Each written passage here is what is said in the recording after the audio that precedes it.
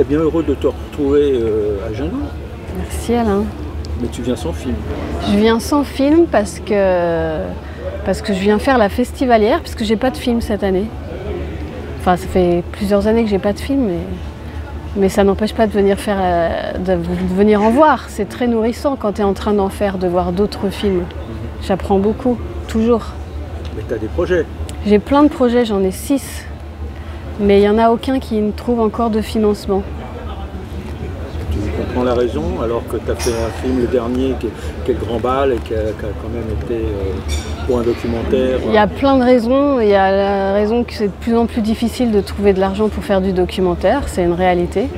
Je pense que c'est lié aussi à le fait qu'on est de plus en plus nombreux à faire des films et il y a de moins en moins d'argent. Donc, tu vois, avant, quand j'ai commencé dans une commission en région, on pouvait être 20 projets. J'ai l'impression que là, maintenant, on peut être 60, 70.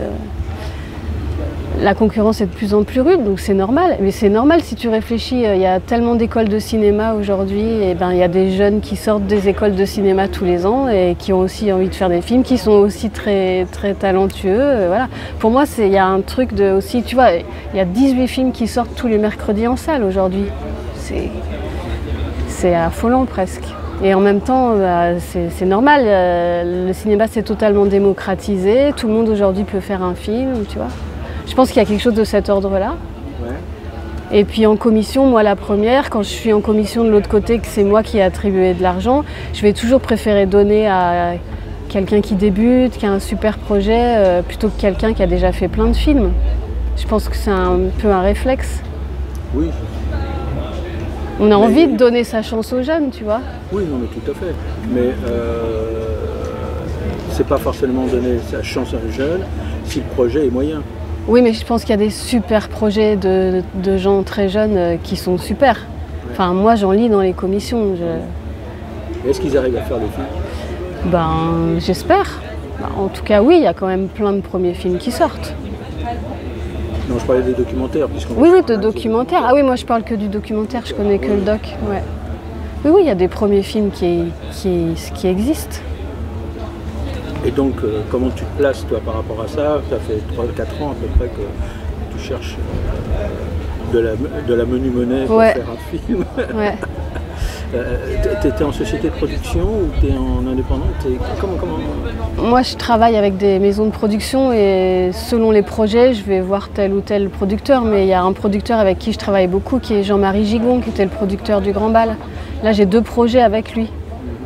Mais j'ai aussi un projet dans le Nord-Pas-de-Calais avec une prod du Nord. Voilà, j'adapte aussi les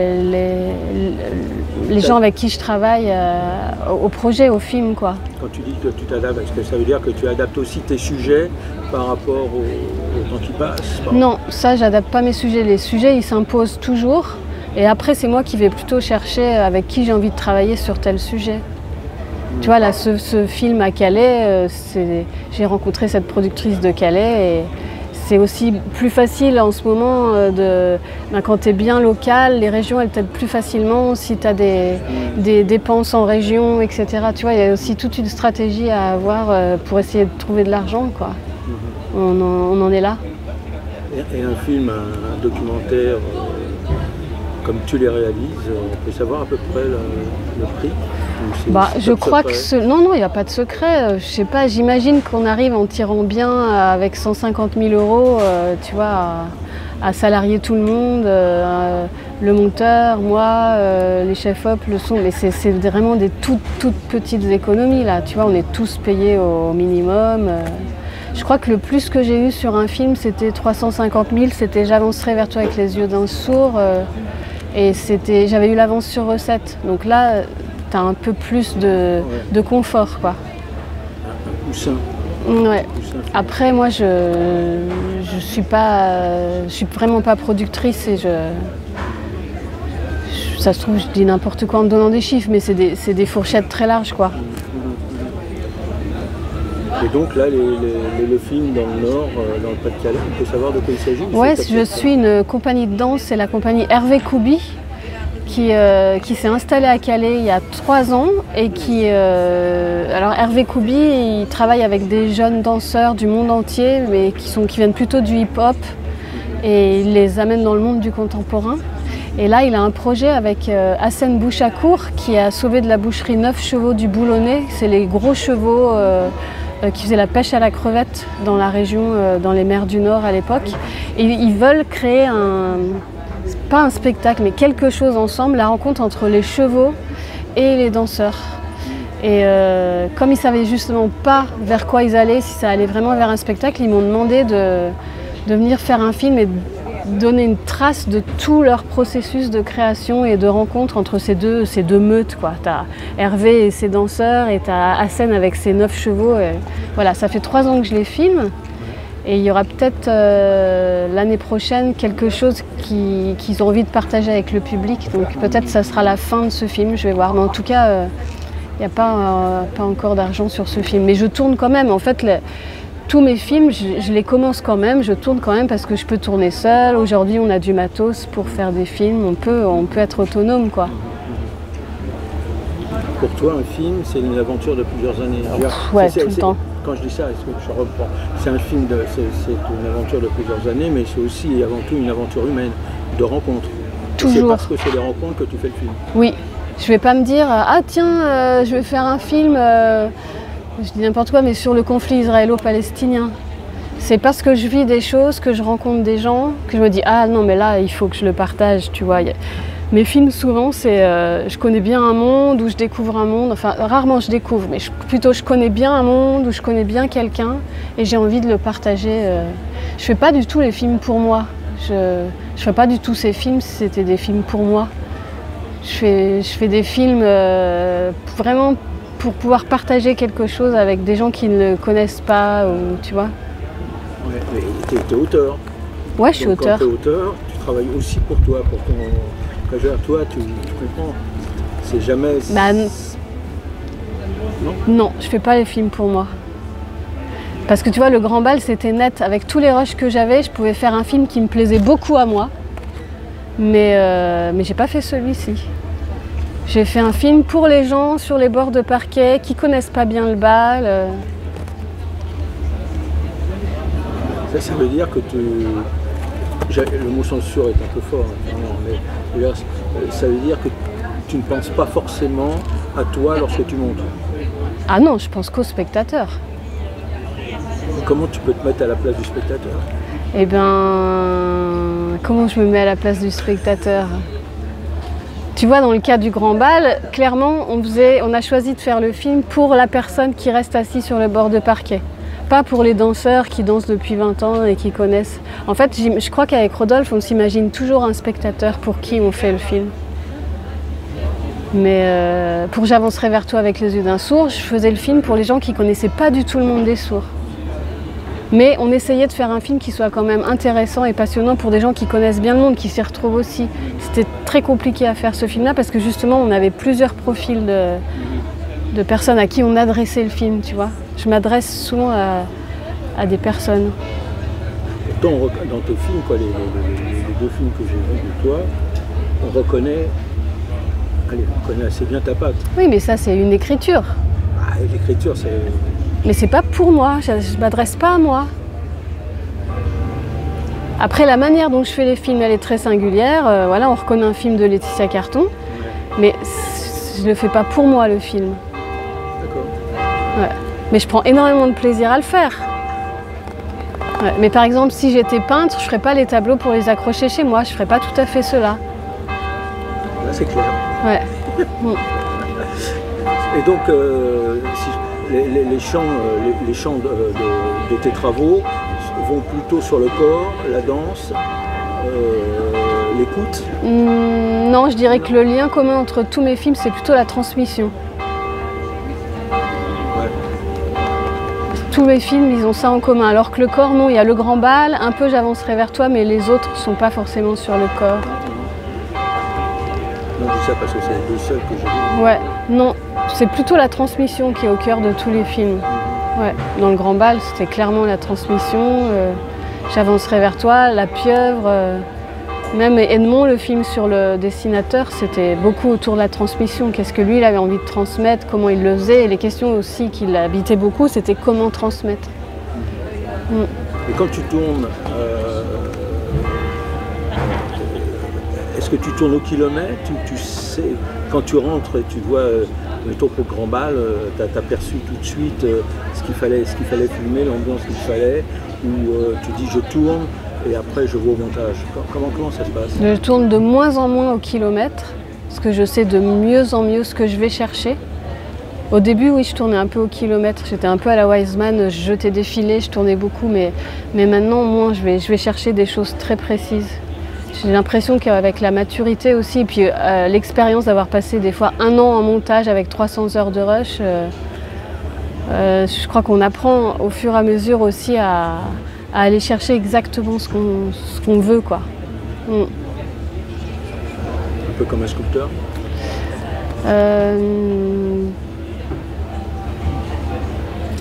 Parce que tu commences toujours par une matière brute. Ouais, mais alors peut-être que justement avant j'avais un gros bloc et j'enlevais du gros bloc et que maintenant je pars de zéro et je rajoute des petites touches. Peut-être que c'est en train de s'inverser un peu mon travail, ouais. En tout cas, je vois bien que je suis plus exigeante, je suis un peu plus efficace aussi dans... Je peux dire très vite maintenant, quand je travaille avec quelqu'un, un chef-op, non, arrête, stop, ça ne m'intéresse pas. Alors qu'avant, j'aurais pu dire oui, vas-y, on ne sait jamais, ça peut servir. Mais peut-être aussi qu'il y a Donc il y a l'expérience des heures et des heures, et des jours et des mois de montage, et qui coûte cher aussi. Et qui te bassinait, non? Non, ça, moi, c'est ce que je préfère, le montage. 1 an en montage, ça me va très bien. Mais aussi, peut-être, c'est con, hein, mais un souci un peu écolo aussi, d'arrêter de toujours... faire parce qu'on peut faire et d'essayer d'être un peu plus minimal dans notre rapport au monde, quoi. Et dans la dépense d'énergie. C'est peut-être aussi avec l'âge, hein. D'apprendre à faire avec moins. Est-ce que c'est pas non plus aussi une sorte de...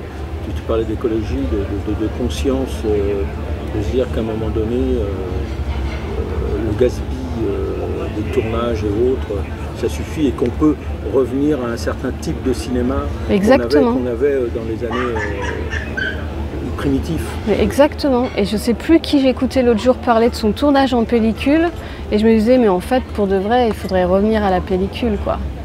Parce que ça oblige à une espèce de rigueur. Voilà, tu sais que ta bobine qui fait tant de mètres, ça coûte tant d'argent. Enfin, tu vois, il y avait un truc que j'aimais beaucoup dans la parcimonie, quoi, dans l'économie et l'écologie du tournage. Et dans le montage? Ah bah c'était Régine qui parlait de la manière de filmer de Romer, avec Diane Baratier. Ouais. Bah, heureux de vous retrouver tous les deux à Jindou.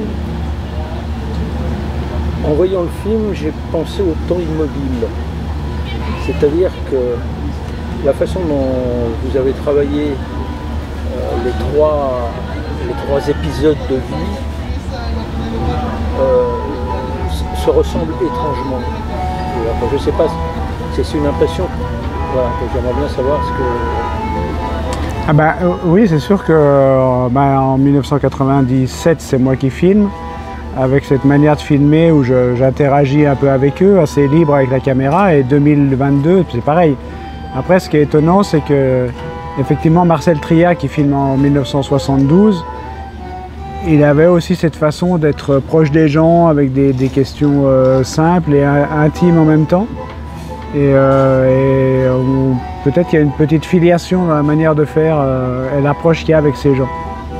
Je parlais aussi au niveau du comportement. Et on a beau d'être à 50 ans de différence, quand on voit ces fameuses images d'archives en noir et blanc et celles que tu filmes et l'entre-deux, c'est pour ça que je parle de temps suspendu, quoi. On a l'impression d'être toujours dans la même période, quoi, une période paysanne. Mmh. Oui, et ça, je pense que ça doit beaucoup aussi à l'approche par saison qu'on a, et que ce soit en 97 ou aujourd'hui. C'est les deux jeunes filles à l'époque qui racontent l'histoire. Voilà, elles rythment par leurs mots à elle la vie de la famille et les travaux en fait que font les hommes de la famille. Et on les retrouve dans l'époque contemporaine, donc 25 ans plus tard, qui racontent l'évolution. L'évolution, c'est les hommes, les femmes qui ont changé, qui ont pris la place des autres, mais le travail, c'est toujours le même. Donc c'est vrai, dans un temps long, le temps de la nature, le temps des travaux des champs, et c'est pas prêt de changer, en fait. Est-ce que c'est pas prêt de changer parce que justement ce modèle d'agriculture est un modèle montagnard? Ouais, je pense qu'en tout cas il y a la même appréhension du territoire entre les 3 périodes où c'est filmé. Et je pense qu'effectivement, mis à part le format des images qui a changé, et si on avait mis le même étalonnage sur les 3 séquences, c'est difficile de savoir à quel moment on est parce qu'on est sur le même territoire, parce qu'on est sur la même appréhension du territoire et que finalement on retrouve certains gestes communs, même si les outils ont changé, il y a quand même certains gestes qui restent. Et c'est pour ça aussi qu'on finit le film avec cette vieille machine pour planter les patates qui était déjà là, présente il y a 25 ans. Et maintenant, bah oui, c'est les jeunes, mais ils utilisent toujours la même machine. Il y a ce côté un peu immuable du temps qui passe et des saisons, comme disait Marion, des saisons qui s'enchaînent.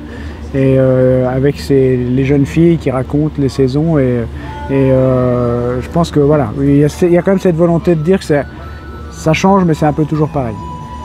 Dans ce qui est intéressant aussi, c'est qu'effectivement, tu termines par cette machine qui a passé le temps, alors qu'on commence par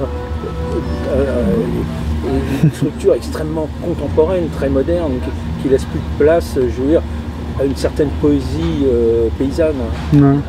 Ouais, c'est vrai que le contraste entre le début et la fin, c'était le premier à nous le faire remarquer, mais c'est vrai qu'on passe de robot de traite à une machine ancestrale qui continue d'utiliser. Ben, c'est aussi un peu parce qu'il y a cette envie de modernité, mais en même temps ce que les macronistes diraient le pragmatisme, qui fait que cette vieille machine, elle est toujours d'actualité aujourd'hui, elle sert toujours, elle marche toujours très bien pour planter des patates, quoi. Donc voilà, ben parce que c'est des gens qui sont très attirés par la modernité, mais qui savent aussi la modernité pourquoi faire. Donc on utilise ce dont on a besoin, pas plus. Est-ce que c'est... Oui, tu avais quelque chose à dire. Est-ce qu'il n'y a pas une métaphore dans le dernier plan du film, je veux dire, en disant qu'en fin de compte, seule l'éternité compte?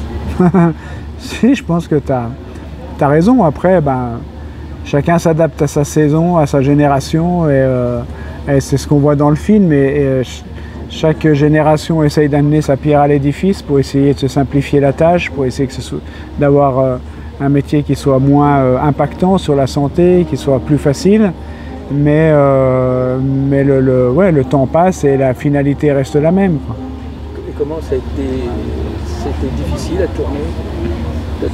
C'était les voisins, il faut expliquer un peu le concept. En fait, c'est à la fois facile et à la fois difficile, puisque ce sont mes voisins. Moi, je suis vraiment né dans ce village-là, j'ai grandi dans ce village-là, on habite dans ce village-là, on est 60 habitants. Donc moi, les agriculteurs qui sont à l'écran, je les connais, la dernière génération, je les connais depuis qu'ils sont bébés, et la génération d'avant, j'ai grandi avec eux. Deux sont morts sur les 3, mais les 3 frères. Donc c'est quand même quelque chose que je connais, c'est mon quotidien. Alors dans ce sens-là, c'est facile, parce que s'il y a un truc à filmer, la ferme elle est à 150 mètres de chez nous, donc je prends la caméra, je vais filmer, une demi-heure après, je peux passer à autre chose, enfin c'est facile. Et puis ils me connaissent bien, ils ont confiance, il n'y a pas de non-dit, donc le discours est assez direct. Et ça c'est facile. Ce qui est plus difficile que quand je filme des interlocuteurs que je connais moins, ou je me gêne moins à la limite avec des interlocuteurs plus lointains pour poser des questions qui vont dans l'intime, qu'avec mes voisins avec qui j'ai grandi, ou quand on commence à poser la question du célibat, de la solitude, de qu'est-ce que tu laisses derrière. C'est évidemment pas des conversations qu'on a quand j'allais boire le café ou boire la gnôle chez eux. On avait plein de conversations très intéressantes sur la politique, sur la vie, sur le monde, mais pas dans l'intime. Et là, quand on fait un film comme ça, on rentre un peu dans l'intime, et eux jouent très bien le jeu en répondant avec beaucoup de dignité à tout ça et avec beaucoup de recul. Mais c'est pas les moments les plus faciles du tournage.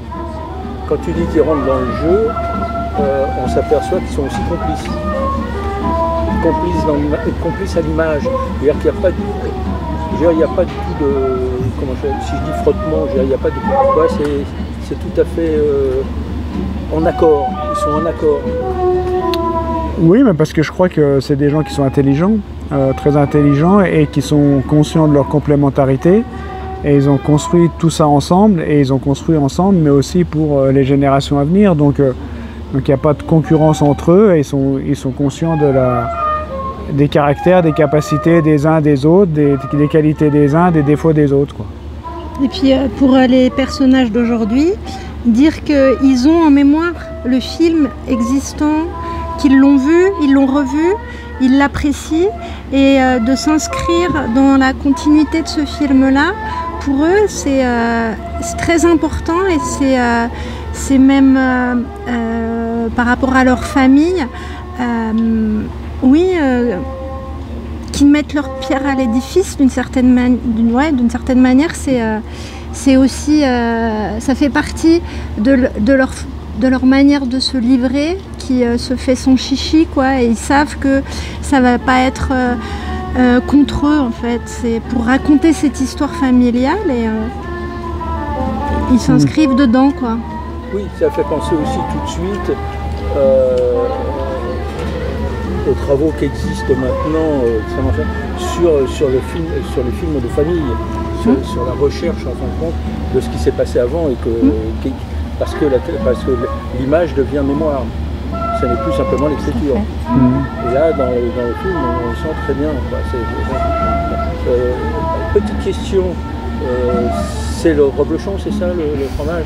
Et tu as parlé d'un système de protection, c'est ça? Est-ce que tu peux expliquer ce que c'est? Parce que les gens... Nous le film est tourné sur la ferme de nos voisins, et on est dans la vallée du Gifre, qui est donc en Haute-Savoie, et on est sur la zone reblochon, donc appellation d'origine contrôlée. Maintenant c'est AOP, donc appellation d'origine protégée. Et en fait, on délimite un territoire sur lequel on aura le droit de produire ce type de fromage.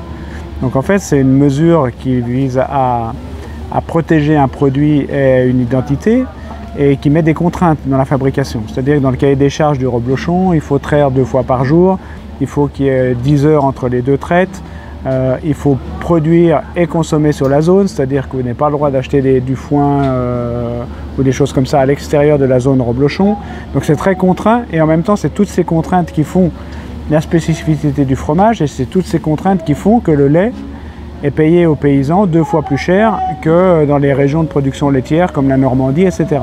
Donc en gros, c'est parce qu'on a mis des contraintes, parce qu'on a créé des règles antilibérales, on va dire, puisqu'on n'est pas sur la libre concurrence du marché du lait, qu'on est capable de le vendre 2 fois plus cher, et qu'on est capable du coup de conserver une agriculture sur ces territoires qui sont plus difficiles que sur les territoires de plaine. Je reviens au film et à cette façon, c'est-à-dire qu'en fait, est-ce que c'est difficile? Est-ce que c'est parce que c'est une région montagnarde que c'est spécifique, ou pas du tout? En France, il y a d'autres régions comme ça? Oui. De la Normandie, le Camembert en Normandie, évidemment, il y a beaucoup d'appellations d'origine contrôlée en France. Je ne sais pas combien on a au niveau fromage, mais il y en a beaucoup. Plus de 70, je crois. Ouais. Mais par contre, ça couvre pas du tout l'ensemble du territoire français. Donc il y a beaucoup de secteurs agricoles qui sont livrés à la libre concurrence, autant au niveau du lait qu'au niveau des céréales, etc. etc. Donc la spécificité de la région et de l'appellation d'origine contrôlée permet de garder des paysans sur ces territoires qui sont plus difficiles à travailler. Et ça leur donne les moyens de travailler sans avoir le couteau sous la gorge, franchement, puisque c'est souvent cette image de l'agriculture qu'on a dans les films, où on a des agriculteurs pour qui c'est trop difficile. Donc là, c'est pas le cas. En fait, leur lait, il est payé 2 fois plus. Ils peuvent là sortir les 3 salaires et vivre.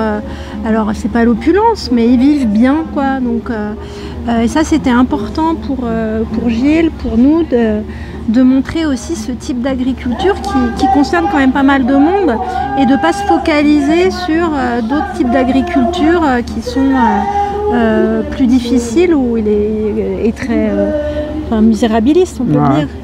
Oui, c'est ça, le film n'est pas du tout misérabiliste. Non, non, moi, si tu veux, moi j'ai l'habitude de faire des films qui sont plutôt optimistes et positifs. Et là, on est dans ce registre-là, c'est-à-dire qu'on n'est pas dans le registre des films de Depardon qui filment une agriculture qui certes existe, mais pour le coup est assez misérabiliste. Nous, on revendique le fait de filmer une agriculture qui fonctionne, avec des paysans qui ne se suicident pas parce qu'ils ne sont pas soumis aux mêmes contraintes et parce que l'appellation d'origine contrôlée les sauve, quoi. Alors, petite question, ils ont combien de vaches? Alors là, la ferme qu'on filme, ils ont une centaine de vaches laitières, mais comme ils font leur propre élevage, ça veut dire qu'ils ont les jeunisses et les veaux qui viennent remplacer les vaches qui partent à la retraite. Et donc du coup, ça fait qu'ils doivent avoir 170 têtes. Parce que la séquence du printemps est assez étonnante, avec les vaches qui partent dans tous les sens. On n'imagine pas ça, quoi.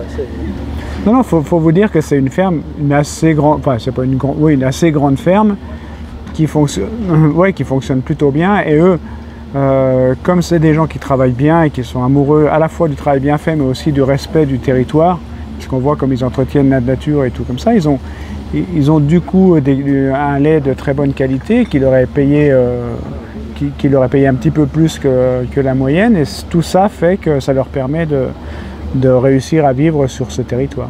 Comment le film a été perçu lorsque ils l'ont vu? Pas encore. Le film, personne l'a vu. Ouais. La famille. La famille. Ah, ouais. Alors en fait, la famille, ils avaient en tête le premier film que j'avais fait en 98. Donc en fait, ils sont très vite prêtés au jeu dans la manière de faire, la simplicité avec laquelle on peut se parler, on peut filmer et tout ça. Et le retour après moi c'est toujours ma principale angoisse. Je m'en fous que les critiques de films parisiens aiment, n'aiment pas, ou fassent des remarques sur des trucs, c'est pas leur monde, ils connaissent pas, on peut aimer, pas aimer, ça c'est pas ça mon angoisse. Mon angoisse, c'est que les principaux protagonistes me disent, oh là, mais là tu t'es trompé, ou j'ai pas envie de montrer ça, et donc en fait, tant que la projection avec la famille n'était pas faite, je suis jamais tranquille en fait. Et là, ça s'est super bien passé, et ils ont une capacité à garder un film comme, à la limite, je vais dire, même peu de gens ont cette capacité-là. Même chez des comédiens, des cinéphiles, dans le sens où ils regardent ce film sans se focaliser sur leur histoire à eux, sans se focaliser sur leur personne, mais ils ont la capacité de regarder le film dans la globalité pour voir ce que ça véhicule sur le métier, sur la famille, sur eux, et sans être obnubilés par l'image qu'ils peuvent donner, le truc comme ça. Et ça, c'était à la fois émouvant, très satisfaisant, et bon, je ne suis pas surpris outre mesure, mais quand même, non? Oui, et puis ils se sont rendus compte que c'est pas donné à tout le monde d'avoir un film de famille. Tu employais ce mot tout à l'heure, c'est quand même un film de famille pour eux. 50 ans de la vie de la ferme, c'est leur vie à eux. Et voilà, ils sont, je crois, assez fiers. Oui. Oui, non. Deux, trois bouteilles. Ce qui est pratique avec eux, c'est que comme ils habitent à 150 mètres de la maison, pour les inviter à boire l'apéro après la projection du film, c'est assez pratique, facile. Ouais, d'accord. Ok. Bon. Et le cidre, il est comment? Alors, parce que là, je suis normand, donc je suis un peu... Alors pour l'anecdote, le cidre, la personne qui boit du cidre avec eux, c'est mon père dans le film, en 98, qui est décédé il y a 4 ans, donc pour moi c'est pareil, c'était important de ressortir ces images-là. Et en fait, nous on fait du cidre à la méthode ancestrale, dans le sens où on fait rien, c'est-à-dire qu'on ne le vinifie pas, c'est-à-dire qu'on presse, on mélange pommes et poires pour mettre un peu plus de sucre avec les poires, et après on met dans les tonneaux, on laisse fermenter et débrouille-toi. Et donc en fait ça fait un film. Moi j'aime bien. Si on n'est pas préparé, peut-être que c'est un peu délicat comme boisson, mais bon. Ça ressemble un peu à du poiré, à ce qu'on appelle du poiré un petit peu, ouais. Mais nous, c'est mélange pommes et poires, mais des pommes qui sont assez acides. Et après, ça finit en bombe artisanale, et ça peut être intéressant aussi. Qu'est-ce que c'est la bombe artisanale? Ça explose. Ça explose, d'accord. Okay.